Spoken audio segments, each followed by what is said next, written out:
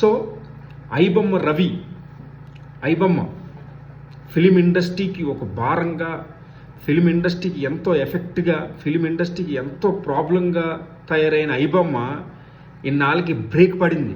చాలా హ్యాపీగా ఉంది. ఎందుకంటే చాలామంది నా ఫ్రెండ్స్లో కూడా ఏంటంటే, అరే సినిమాకి వెళ్దాం థియేటర్ కంటే, ఎందుకురా ఆల్రెడీ నేను ఐబొమ్మలో చూస్తాను, అంతేం బాగాలేదురా సినిమా, వేస్ట్రా అంటాడు. ఇంకొకటి వచ్చి అరే ఐబొమ్మలో చూసిన సినిమా అదిరిపోయింది అంటాడు.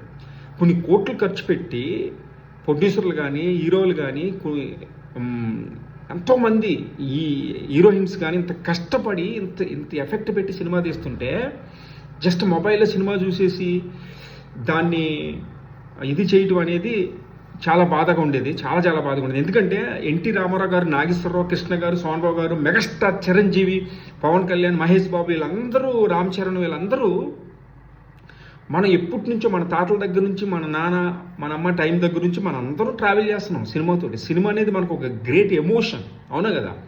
సో అలాంటి ఎమోషన్ని మనం ఇలా చేసేస్తుంటే, ఐబొమ్మ రవి ఇలా చేసేస్తుంటే ఎంత బాధ ఉంటుందండి. ఇన్నాళ్ళకి బ్రేక్ పడింది. సో సినిమా ఇండస్ట్రీ బాగుండాలి. సినిమా మనకి ఎప్పుడు కష్టాలు వచ్చినా, కన్నీళ్ళు వచ్చినా, బాధ వచ్చినా ఎప్పుడు మనం సినిమా చూస్తాం. సినిమాతోటి మన ఎమోషన్ పంచుకుంటాం, సినిమాతోటి ఎమోషన్ అవుతాం, ఆ క్యారెక్టర్లు మనలో చూసుకుంటాం. అలాంటి ఒక తెలుగు ఇండస్ట్రీ ఎప్పుడు హ్యాపీగా, తెలుగు ఇండస్ట్రీ ఎప్పుడు ఒక నెంబర్ 1 స్థానంలో మంచిగా నడవాలంటే ఇలాంటి ఐబొమ్మని బ్రాండ్ చేయాలి. సో ఐబొమ్మ బ్రేక్ పడాలి. ఖచ్చితంగా మన ఫిలిం ఇండస్ట్రీ అద్భుతంగా ఉండాలి.